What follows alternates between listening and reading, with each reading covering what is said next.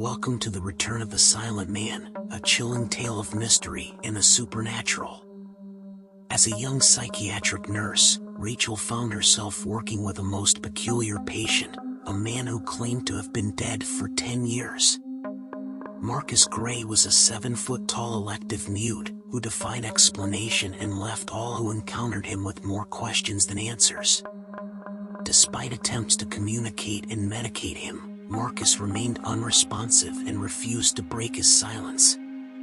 Join us as Rachel embarks on an eerie journey to uncover the truth behind Marcus's silent return and find out if they are dealing with a ghost.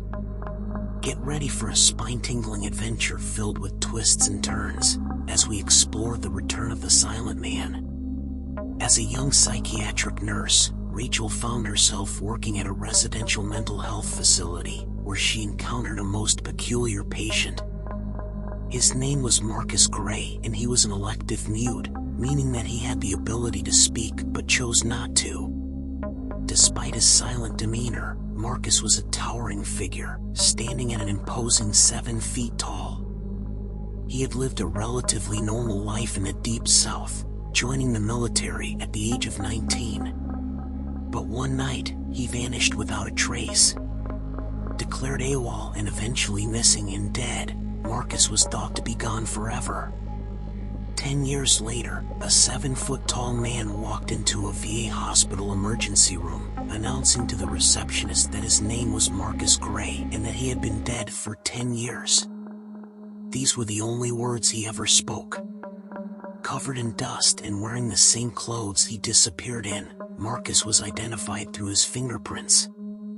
Despite being recognized by the hospital staff, his family claimed that this man could not be their long-lost relative and demanded to not be contacted again.